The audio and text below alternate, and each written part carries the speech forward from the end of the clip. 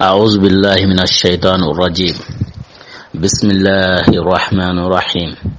اللهم صل على سيدنا محمد الفاتح لما أغلق والخاتم لما سبق ناصر الحق بالحق والهادي إلى صراطك المستقيم وعلى آله حق قدره ومقداره العظيم. إن الله وملائكته يصلون على النبي يا أيها الذين آمنوا صلوا عليه وسلموا تسليما. صلى الله عليه وعلى آله وصحبه وسلم تسليما. سبحان ربك رب العزة ما يصفون والسلام على المرسلين والحمد لله رب العالمين. رب اشرح لي صدري ويسر لي أمري واحلل عقدة من لساني يفقهوا قولي. السلام عليكم ورحمة الله وبركاته. سؤال والجواب واسوكو من دم كونيني نعم ماما كونيني مبناو كنجو بناو استاذو أبكر حيدرا Arab Muhammad bun Bajagi or sitin qaramo suko mande ora kebe tongo ma kebe tongo o kuina qreqrando kata suko mandena watini ya rabbi arna khirinya usuko mandena ya rabbi arna suko manten suturi ya rabbi arna suko mantel lagaraya jannatul firdausi faram porma woni dangeti ola lakhike inshallah o maremu gajange beganya arajaban qasonga maganya arajaban qaso nko talagare ayungu maungani Abdullah ibn Jasma ora kenga jange qisan sagu a taron kama kennangi halle Qur'an ayanu benuga yanka kun Qur'an ayanu go koro ne nyana ti islaminua ini monsrondi ti hiqor khore go nyenga ken Qur'an aya dantanu bega yanka kendi ora kun sagu a taron kama kenna ngale golle be ga toki kunga ora ko ina dikenya arajaban qaso ngota lagare bo arajaban qaso ngana buno qaso be go toki ni kenga ni sungalo makono golle worinya kendi nan toki ga kengole na kangai keni kimbaka nyile ora ko ina ndi islaminu e jonko intenyi do baitul maqdis bangi keni masjid Elia hono akhil masjid Zulzalem hono akhili baitul maqdis salaminu ni jonko ni noye ibatuwatinu keni salawatinu kemrenga Allah ri nyamare kini nantu nyille wonu jonko alkabai komi wala ken qisan saw a taron kama nan dangi mowe kemrenga nya ku watinu ay kenga nya wati be kenya nyogo ya silaminu ndangani anya kote silaminu yunun kama na sabunya anya sawi na honu me murtindi baka silama undi kemira kunna famu nanti onyo jongo ine no kube Allah te onyi le baka no jongo alkawai kemira onyo jongo ine no nga kemira onyi samiya kamawa makamo ne anya sawi na honu fitnandi kumbu silama undi bo sere hakar manu himeno hakaren korengani wonno kullate ngali kun su komandenda famu nanti onyi etapu iwaru haga buke nalo etapu kurumbari hakar manu da kanga famu hinu hilli he hana na kangai ila famu nanti Allah haigara silaminu ya kori titemenga teme ya rumpa yili juran korin titeme be Allah haigara silaminu ya kori tikenga purke hosere no hobre kenan tu ibaga meri hunche aro jura kunna mbumeri kembre nga hunche gena kanga ken mu'mina nuwa himenu mu'mina on khalasin tengani jurana kanga nafi awunya amintengo himenu mu'mina undi purge na kuntu baka meri ke sawra islamin jongo indengo kata hibe kinani gajan qorunga kunwani jope ke sawra islamin duruna metu hosira no hobre me duruna kendo keni himenu famengo na khulati ngali iha qarla hilani na kanga ila famu nanti Allah haiga tono jongo alkabai ken kota alkaba kanyi qonnu yama alkaba anyi qurasun yama ken kota amarande anyi qurasun yakiteni kunya sagonya arken kota bo Allah haiga tono jongo kenga no qiblanga hakar man da famu nanti alkaba dala awurni sage islaminun kitendi na sawnya qibla an jongo irangani no qube kembirenga kenni hokkor khorai andiga kilendi ken sigiran qur'an andi killen bo ken go qonnu ma alla gati ono jonko ay hakar mon da famu nanti a alkawa ke adalo dala aworni lagar islam ni yakiten kemra himanu gama ifamenga man khulate wari kun fitne kun bu islam awni kemrenga islam nda famu ku famu mon hili kemra qur'an ayanu ben go yanka kendi wara kun saw atarun kama ondani sage kendi kemra himbe ga toki kengasa ora ko ena de gajana be ga dangi jimadu saniya jimada sani kinga ne ghazwatu usayd Allah hari mega déplacer nan ga gajana beri quraysunu is setembu unte nambu maka nandiga shami yora yokun ko Allah hari mbuye kanima kureke yuma o ya Allah hari mema kembrenga idigana Allah hari piri tibito dandani Allah hari ma nyorru khari Allah hari ne mando kisenga kama asage nandiga madina ka sagante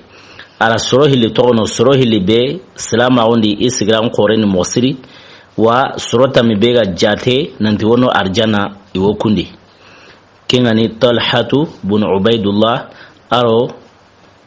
Sa'id bin Zaid Allah arenda ku sorohili to nanti kuna kurege korosi misaga wati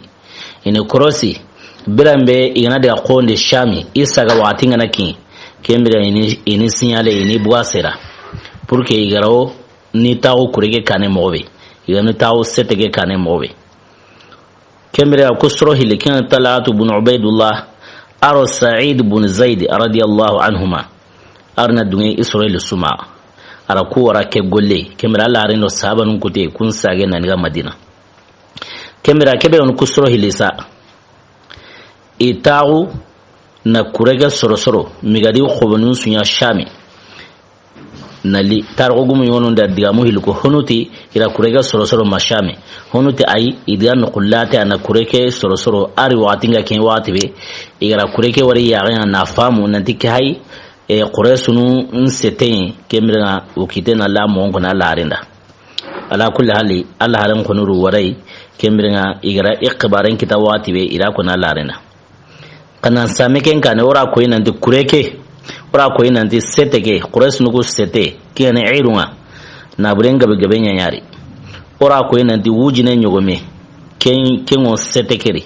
wujine nyogome aro tankarage wujunu dinari kenyi setegere gada qoni tinaburebe tankarage wujunu dinari kembrenga sere sunta kureke imen maganta tanate sere bane tanate sere kunyan kamana ken naburu khore cross wujina nyogome kengari aro tankarage wujunu dinari ida qoni tikeni kembrenga sura sunta kamanu cross maganta tanate sere ken tanate sere tarku gumunda sorosiki tonkoni yuri kun sorosiki kempana ne kanga khores nugu sete himbe wo sete ke imen kenni Abu Sufyan bin Harb aro Makhramatu bin Nawfal aro Amr bin al-As kusoro sigitar gumunda kuya tonko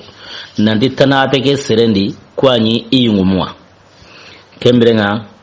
isaga watinga kiye Allah harenga rasuluhu libewra gollenga kiye Talhatu bin Ubaidullah radiyallahu anhu aro sayidina Sa'id bin Zaid radiyallahu anhu kembrenga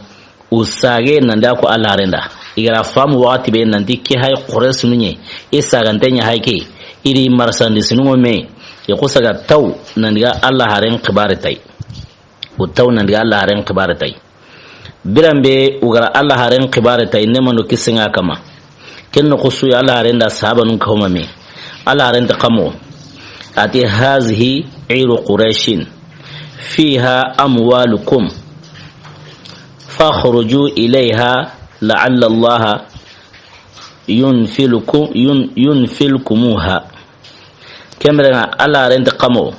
ati kay quraisunun sete kembrenga ana burenya nari pasi haya da qobondi tihime ana burenya nari ora koyi nanti sahaba nuku arna dungu ma ubugunte ira honu na burun su komante liya qom Shuaibu ar-Rumi ira honu kanun gaga ira honu bitinun gaga ira honu tambunun kanundi kemera hagara kunna buru ya kahuma me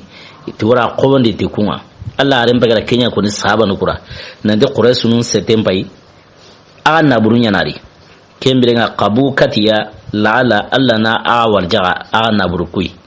laala alla na aga warjaga naburu kui kembirenga alla renda ko ni ke mwari ma alla renda nya diga lawu inte amma baken wajibindi sahaba nun kama ara diamel la khami serebe nu mo soronte ngani nangemai kunambu bo serebe nu qille tanagawi ma wal mahaju tanagawi ma dongu da'u anta kun kama kenya sawabuni kureke a mo soronde qore manyari mo soronde qore manyari alla are ne manu kisinga kama nan samege kani igara bake hohonya gajanya manya hohori maganda haygara himbe qbaran saata ronga makeni abdullah ibn jahas ari kapalle mukui karne ya kembanari kembere karne manya kutugo hohori kembere nga sahabanu uma asobe liga mosiri igungoni ma elleni o bakata umar ga khomi gajangi ken sawura sergabe ma immo surun nangemai kembere Allah rengra ke ko ni serebenu mo surun tengani kumbu nan kawa Allah renga tar hugum la ko inanti serebe gari mo surun nan kawa Allah renga nemanu kisenga kama tikewo geme kamusiki aro tamu aro siko kamusiki aro tamu ro siko kembere nga tarogum yonda ko inanti kamusiki aro tamu aro nagato kembere himenu gati kamusiki aro tamu ro nagato kunda ibu kota madina serem pake kunda kenya jade bo tarogum yonda ko inanti ibu hale sirbane wono Allah harenti kenan sage ani hakarato madina ri ko me wora khimoni katikinga mowe kenya sabuna ya tamu ro sikoi kamusiki ro tamro sikoi bo ka ibu nde madina kamusiki aro tamro na atwani kala harin sage sirbane nyamar ne tikena sage an ha kharto madina ri kemra bani na bu kin awnyana kamusiki aro tamro sikoi bo ke jatenya sawabura tarogu mo diga mo hillo konari kembe na kamusiki aro tamro siko kunya nyari ka kube yana lansar numa qabla khuruhi li bayi madina kana al aus wal khazraj ausunko sirebe ga bunan kawo Allah harin a kendi ke gajangere kenni tandume aro serbane kinya bunan kawo Allah harin a ausu qablandi kebe na khazraj qablan aka kame aro tanyere sere kinya bunan kawo Allah harin a khazraj qablandi bo kebe ga ni muhajirna nu tansege aro sorohili kunya mbu nan kawo Allah harin a nemano kisenga kama kemra ke suka humante yasa kenya ogeme kamusiki aro tamu aro siko kesuka mantenya ogeme kamusiki aro tamu aro siko kembere Allah are ne manu kisenga kama ara kureke monsroni ora ko ina ndi monsroni qore manyari na sawunya soro hilli be gar qibaran kini kingani talad ibn ubaydullah aro sa'id ibn zaidiya ila ko nan ndi quraysunu yo kamanali don kemu ci aranta wati late utun foka na monsro ni tawyari nan ya ikanagem kemra ken sabura serbenu monsro nengan taw kunyambu kuregere ora ko ne kamusiki aro sorota mirosiko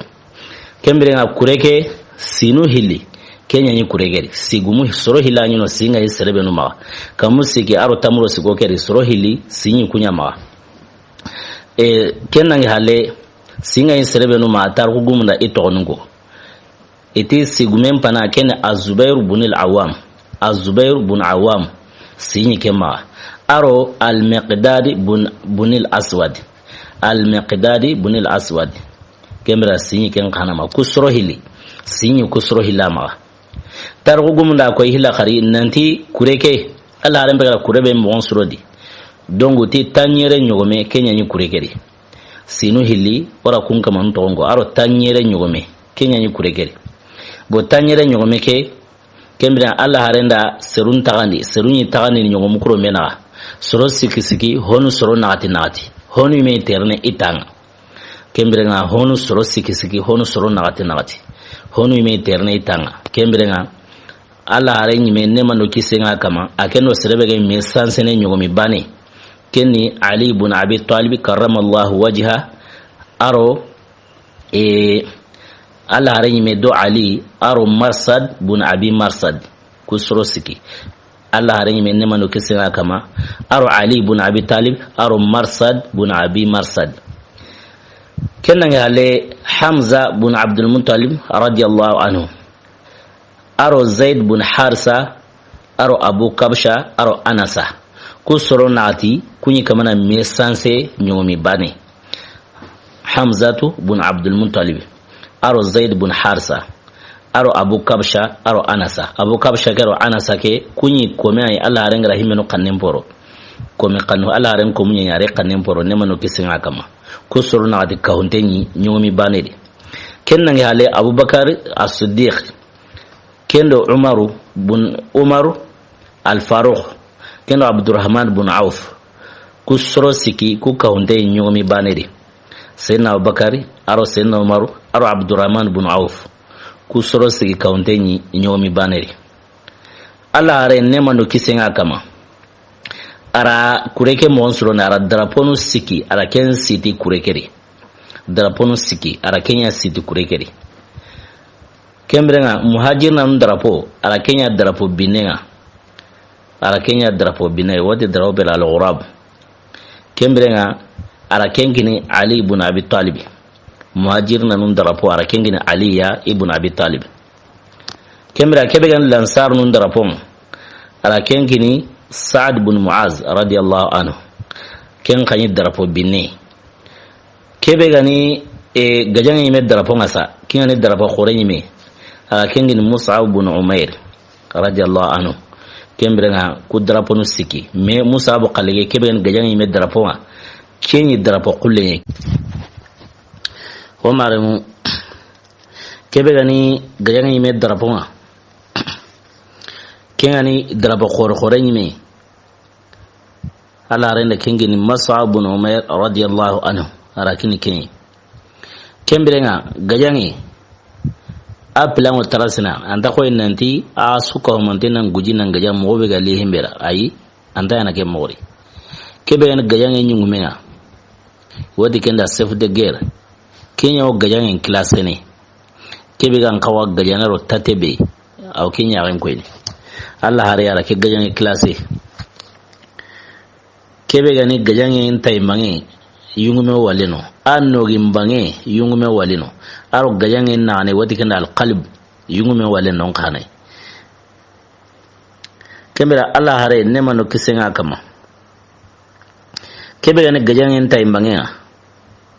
wadi kenda yaminul harb ara koranu Az-Zubair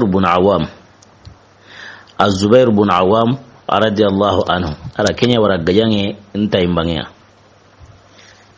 kebe gani gajange no gimbangia ara Al-Miqdad ibn Aswad ara Kenya waranu ora ko inanti kurekeri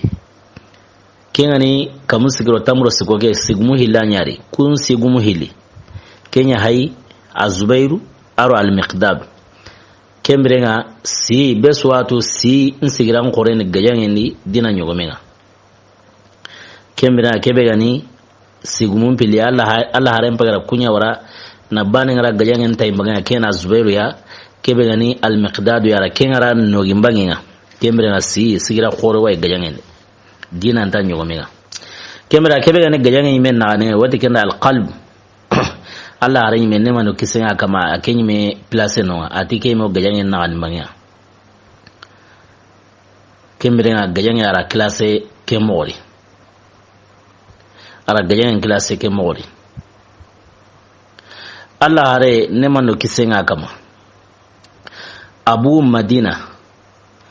ke gajangeri Abu Madina sun qasom bitonyerundi nangemu tenengen kota iwe sun qasom bitonyerundi kengan hijran sina hilandinga nangemu tenengen kota nga kembrenga Allah hare nema no kisenga kama gane baka Madina anta deben duron toko keri ara serebenya almaminga nanti kenan saliti serunga keni Abdullah ibn Ummi Maktum radiyallahu anhu suratu Abasa ga yanka keberi ken qisan tuindeni tafsir gumuma kemrenga Allah harenda kenya almaminga Madina misireni yergo sagene kemrenga Allah harembu halle madingira igono wati kena rauha dingira mago keneno a keno watibe akitena serebege hakare me toko debendi akitena kengoy keni Abu Lubaba bun Abdul Munzir. Sayyidina Abu Lubaba bun Abdul Munzir kembra ara ke atikenan sage kenni hakare to Madina ri yergo sage kembra kenno ko jate kena tar ko gumi wono liga parce que Allah arenga yi ke koyni arani kamusiki aro tamu aro naatwani donc kena saun honwa jate kamusiki ro tamro naatwi parce que sere suga tono luzura yo sawra wal mala harenyi men nyamar kanen sawra badir gajange wasu ko manden jate nari ma ala kulli hali kebe gana Abu Lubaba bun Abdul Munzir radiyallahu anhu iki hale rawhan khunga Allah aren kitena Kenya mari nanti an sage andiga hakare to Madina ri yero igo sage kimra Allah aren bunte ke gajange hono sahaba qorqore wono wati kenda Sa'd bun Ubada Sayyidina Sa'd bun Ubada aken khazrajin ke kimra kenda kahay go kin Allah harenga abunte kenka wati kenda al-adib ureni kutundana kahabe ago kutunde yana kembra kenka hakina Allah harenga nemanu kisenga kama kembra kenka hayanto Allah harema nemanu kisenga kama nankima afatenga kasrebe gara kinai kenni Sa'd bun Ubada Sayyidina Sa'd bun Ubada radiyallahu anhu kena kahage kina Allah harenga nemanu kisenga kama kima tarugu mun kanara aton saha makata alkhama kota aw qarni kenna ngale Allah are nemano kisenga kama kubenu gawi tanga iwati kenda tarun terano ora ko inanti ara nyogo men classe tanyere nyogo me kenyani kurekeri ara nyogo men classe honu soro siki honu soro nagdi ka ken soro honu wi tanga kemra tarun terano ara kunyungu muya ara kenyungu maonkine Qais bun Abi Sa'sa ara tarun teranu nyungu maonkine kenga kembirenga Allah hare nemando kisenga kama aga buro kilubenui tar hugumu laqen kati kunga aga dangiro kilubenui tar hugumu da ko ina ta Allah hare aga baka Madina nemando kisenga kama aburo makan kile serebe gana baka Madina maka kilebe go denaro makai aburo ken kilai maka kile aburo ken kembere diga nandiga mago kene aqiqi dingra mago kene no kembere a continent ternga hilakari nandiga mago kene Zul Hulayfa no Zul Hulayfa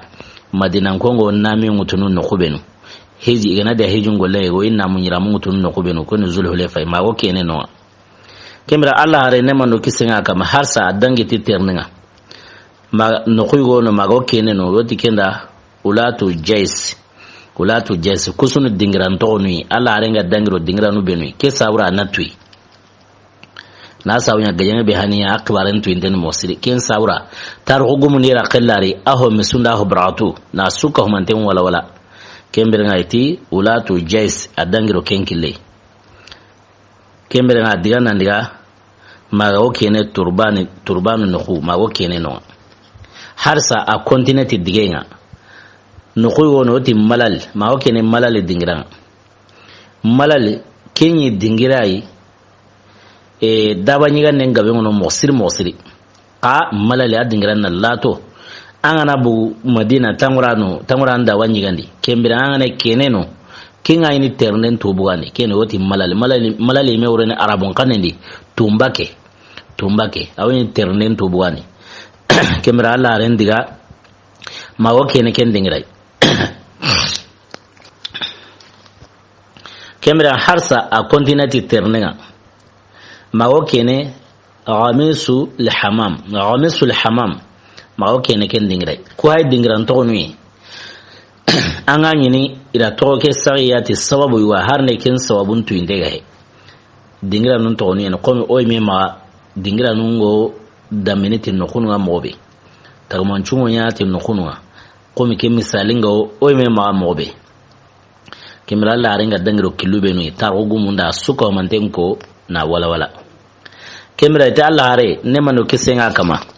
a continent ternenga adiga nan ya mago kene dingira be woti kenda suhairat al-yamama suhairat al-yamam mago kene ken dingira suhairat al-yamam kembrenga Allah are ne manu kisenga kama a kontinenti ternenga harsa ka tarugum na wona ndi suhairat al-yamam nan dike dingira anna koti nya segene ken dingira koti segera nyai Allah are ndangiro noa a kontinenti ternenga hila kharima o kene sayala mawo kene sayala dingira harsa a dangi ti ternenga aga dangi ti ternenga mawo kene fajrauha dingira mawo kene noa kembira harsa dangi ti ternenga mawo kene shanuka dingira shanuka kene dingira kembira abu shanuka dingira ke ni men sawu shanuka dingira ke tar ko munda ko nan dikeni kililla kilitlemuntai kilebe gana tlemuntai na arkhemu intene ko tintari kilisirenya ne arkhemu tlemuntai kembira dangi nonga nanga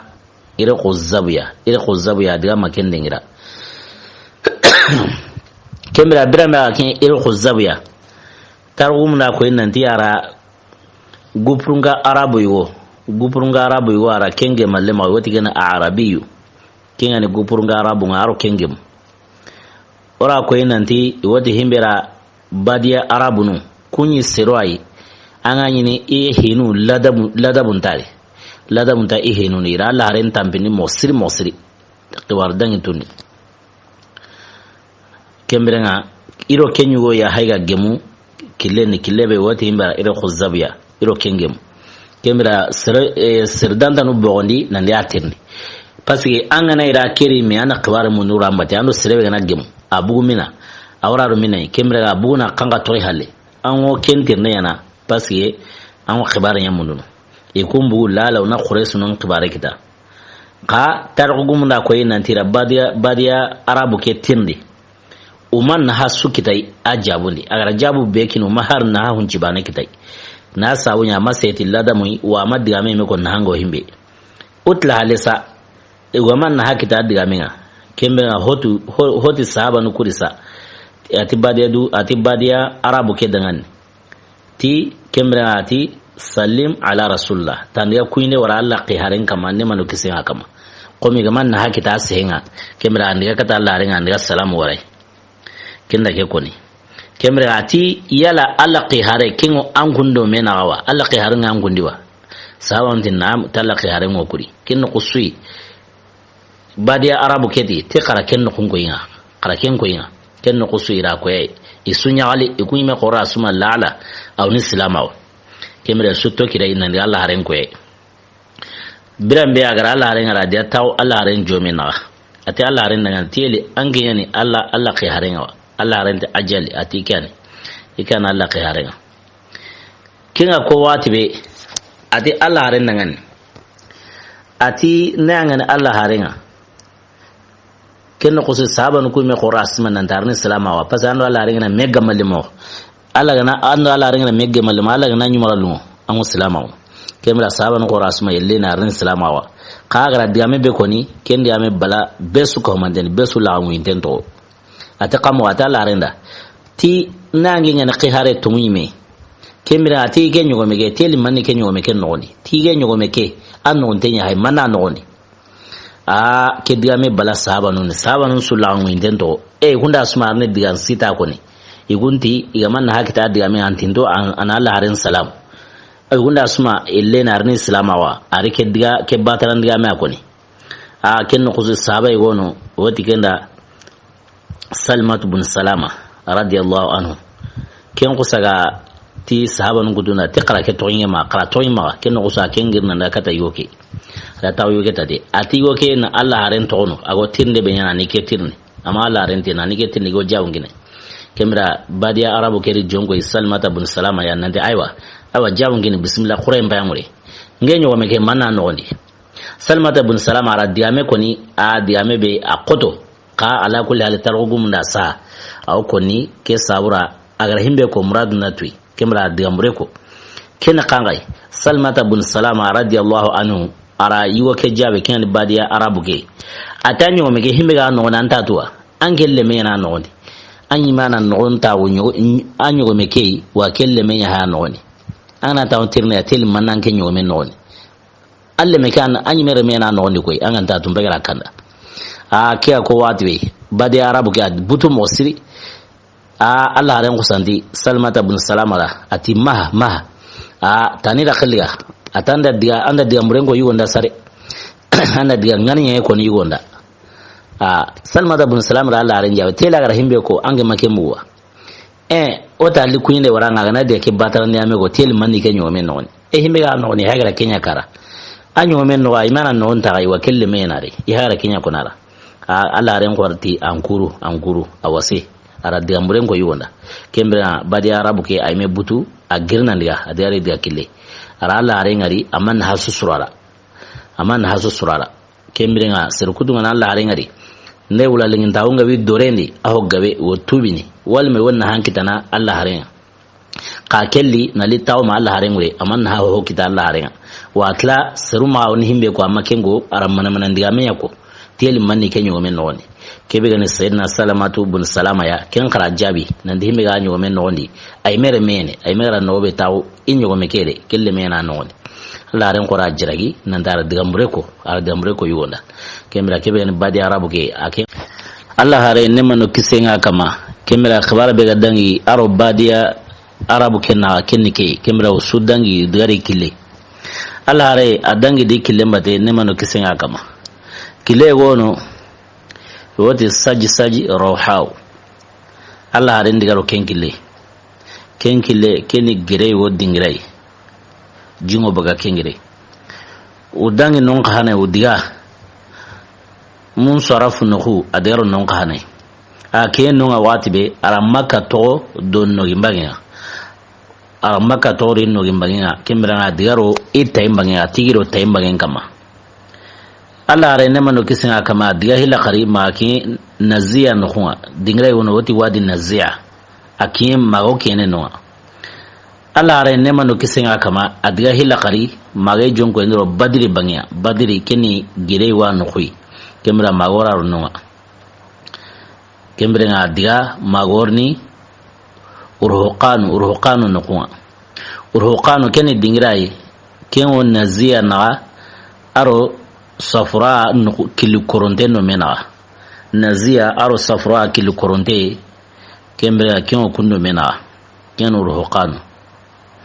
Allah arenga kenken no kwaisa nema no kisenga kama Allah arenda yugo hilqi aw kun ala qawar mundenga kun yugo hili wadi bane na bas bun juhani aro adi bun abi zagbaw adi bun abi zagba al juhani kusun juhaina qablan sirwai kamra Allah arenda kuqi nema no kisenga kama nandi kundiga kibare mundu irali kudiga halle idiga kibare mundenga Allah hare adangi tikilenga hilakari mago kene debe be ken safra debe ken dingirai aw debe yani qa aw girum piliro mena Allah hare ngari jongo ken debe Allah hare nda lamuru inyanka ken debe ni tumembuni ken safra debe ke kemra Allah haranda tirniya baka safra debeke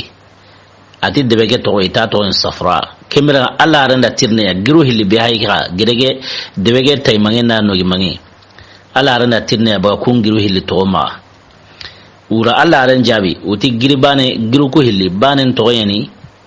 e gajanyoke banen to yani yagu giru ko hille to sirentuya banen to yani gajanyo ke wa banen to yani yagu kinga ya hatu Allah rendo tirni baka qabla be ha giru ko hillo mena kun qabla ito iti banen to banu nar banen to banu hiraqi Allah renti e manakura e ha giru hilli bero mena to sirenta kinga qabla no benugo no to sirenda kungai banu nari ureni yimbellemu banu hiraqi ken kana ureni biellemu biyelemu kemira Allah hare ni munan na loke deberi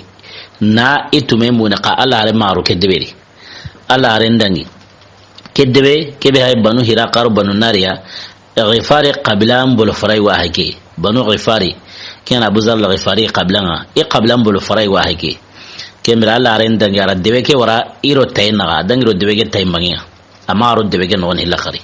ناس سوينا الله عرين نمنو كسينا كما تقومونش سيري أرو تو سيري كني الله عرين ده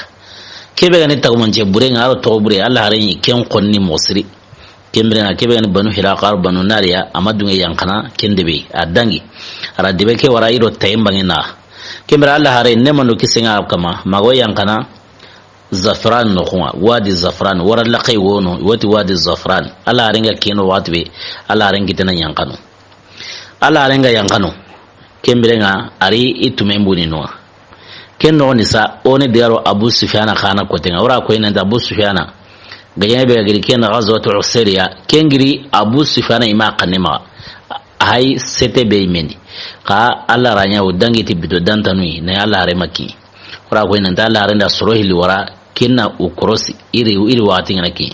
kun sorohili kunya Allah khibaren kina Allah hare nanti iri watin ki wokilendirni kembra Abu Sufyan qana isirai anyan goti mosiri Abu Sufyan nya arnte aro seteke ora ko inanda seteke na brebe gawari tankarage wujunu dinari kenare aro wujina nyogome tanate sere banana imeni kunta nate sere kunyungu mena Abu Sufyan kembrenga Abu Sufyan anya wati su ahono girnini tundiga kane hainai islam nunganta tawni kane na sawya ime watu himega wiro islam nuna kembrenga akanu islam nuna ma da baliri wal me kunna ma da bala islam nundi wati su anyi hono girnini na kunwara kane kuna ne kilemba inde kilen sirengan aime watu na imo gili akhbare munun Abu Sufyan ime gira to khibare munnu aro ken khibare mundi tay aro ho hayga gem aro sire go gemara kentir ni baka salam nan khibare ma kimira kenya na ko Abu Sufyan ra nanti aywa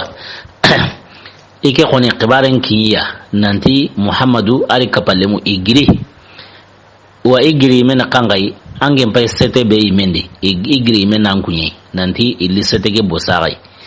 ken kibarenga sawa Abu Sufyan taron kama ken no qusui qarengidi asage awrukati isetelemwa kembrenga ra yugo mundu ken dingira ina ken tuwa wati kenda damdam bun amr al-ghifari damdam bun amr al-ghifari kaygo kyo baga bani ghifari qablan sedegwan ara kemunu na kay ara nabul kunde kinai ati anit tantawni an sedu nyomenga mama yang kafiu an maga kimaka andiga kibarin sau makangon taron kama nanti aywa ini setempa wandi ili setentla nanti Muhammadu ri kapalemu ne mano kisenga kama ibu nanda taw ikane seteni kemero na setempa wani kenno usu kiran kala kileliga nandiga ay min saunde o maka kama awara kibarin sau taron kama kemira Abu Sufyan sa ay me hakaren koreni wa apila unforondei kemira ay mira dawaren gutusa ala qin ala sira qila maka ma to kenga ay me yongula an kalkili ay mo kuma ngoli tekenga kembrenga aga na dangi aga domi dangiro kile sui atu indenga ni tiken kile dangi ara ken kile sora na kile munumuni na kile latu laga kembrenga na kile mbondi akana ukama na yidu qodo pour que iro salam nuku ya nganta yana na to imobe kembrenga to ke mwarsa ma yiwo ke damdam agora maka kayero go keneno khibare wo dangi ku bitonu nondi ken khibare na kangay onora khello kendi na ken wala ken khibare Abdul Muttalib reme gono wati kenda atikatu Abdul Muttalib le nyaare yani kembrenga aken kuyi na kuyi wori ken kuyi kawakonte akuyi na kan kuyi wari kuyi gera kande mosiri akanu kuyi ge wure mosiri kembrenga aro al-Abbas gra mewari na sawnya ken mari wena al-Abbas ya aro al-Abbas gra mewari ata al-Abbas ra igra kuyi wori kuike ama siban qoro ikama ike qoninta sakaifeu ike sikandan wannanti makango anda dalana masiban wana kanu maka kama ike qoninta sikana kendi feu kenya watwe ala basi tara mara nyare ken kan kuyi an kan kuyi warsa amani mega kanu nanda masiban na mara kanu maka kama kemira ate ala basra atige kuyi yayi ikui ila nyomi gume wawari nyomi gume ke ari magari ki maka naanindi akule ara serun kiri ati bito siki dangi halle qabu andiga akara dingiranga bito siki dangi halle qabu andiga akar dingiranga tara kengo ti jaman kusaga buna ngujiro nyomi ke halle ken kusu nyomi ke kusa nguru adiga sedu malkawa imekama iwo keri nyogome idia sedu malkawa imekama akule kari ati makango bito siki dangi halle qabu andiga akara dingiranga kinya jama'u kamana hayo kamana kabago akusa ga sagere halle awuru gire be gono woti jabal abi qubais gire ngana ko kimo hakarenya kanini hiddan tanuri nabillahi ibrahim abirambe aro ismail alayhi assalam ila alkawa sigindi alkawa taganinga time ibrahim alla ranyamar nan tandiya sigi ana sirun kadi wa azin fi nas bil hajj yatuka rijalan wa ala kulli dhamirin yatina min kulli fajin amir Allah ra nyamar nan tanda siya na sirun kiri Ibrahim da suke girebe kama ken jabal abi qubaisai na sirun kiri kata hijira ho gara Ibrahim jabi an wudi na hijira kenan ala Allah har ne manu kisan aga makason bore ara ken kana kibarin nan jabal abi qubaisi giren kama kemra tinyo me ke diga sigi abi qubaisi giren ga makari igo ko kuma kuleti makango bito sigi dangi hale qabu an ya akra dingranwa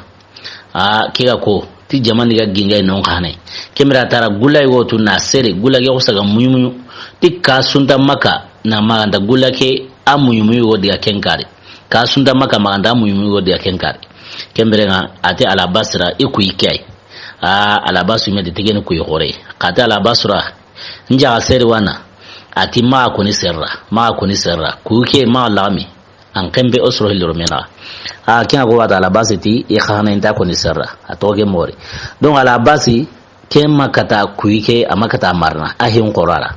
kemra ken khana minyange wono woti kena al walid bin utba ta bin rabi'a arin wono ti al walid kemra ken khana da amon ko ni kenda atika dugara kuibe wari kenna ngale al walid bin utba kuige qoro ken khana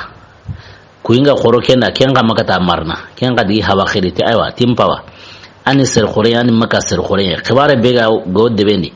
gundoga ni ngako nanda landa khibare funa ala basi yanti atikatuti ikui ti kunduti nyongo me wari maka akuma nan kule nan dim makango bito sigi danga ala qabu anda akara dingra tadi al kawa kama dia jabal abi khubes kama na kediya me meko kembrena kebega ni utubatai wallu khara mongo kena yani wallu mi hawai keta utubata khana saundengo serbe kina ime minyangia kina kadira mongo kena keta diamento aw sankini keta madiamengo kina Abu Jahaliya damenga kina Abu Jahali sa keta kini kemba keta maka subuga sera Abu Jahal ko sabu gunoni na rabbangendi be subuga sera kembre ngam kesu ko mante ala Abbas intatu nanti serumbuga sera kemra kotai al Abbas ari tiwona alkawa tawafu kemra nga ira wa tawafu njopana Abu Jahal ta dangani nanti aiwa ana tawafu nya ganat lawati be ali ihajuwai kina Abu Jahal ar sardan dano tawnu alkawa sirawnga kema al Abbas rai tawafu nya nan lawati be arikata Abu Jahal ti qangatini aga yagarun kaga yan nabi menga yuna nabi maun qiriti kuni qiharu ya nabi munyaniya odunga tikinga kemra qangati ni aya garun ka hanaga yan nabi me aka ala basi de tel ken khandi annabe ati ti al atikatu kenyan di kui na nyongu mengari ti nyongu megere sigi makan aneni ako mandi makan gonda bito sigi danga ala qabu anda akara dingiranga tadiga sigi al kawa kama na kemeko ada sigi jabal abi qubais kama na kendi amemeko teli atikatu gana kengo teli nabi mawonya tuntaiwa amalla hina nabi me yasaba ako kama na keko ala basi de ti ayiti kama kemu ala basi la ko yanda hosarari kemra Abu Jahal ti aiwa agara bito sigi beko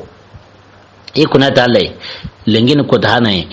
daru aro lengina bito hilani kemra nga kumbani kenna bito sigania bito sigi gana time na ya agara himbe ko kenga maya kemra nga qabla ho maka o so kapame na bataran sa na jonge alkawai nanti Abdul Muntalib remu ime garanto sunta o ken sana na jonge alkawai kema ala bas ona da muku ko ken kema adigni do ken na ko be me magri ara ko higa maya kembrenga akendiga halle kanisa kebe na Abdul Muttalib remu alle nyaaru kun sura meka ho men groupe na dakata al Abbasi ite al Abbasi dangan ti keser mende ke fasiri kita arangu nyugu aro yugun bu lakira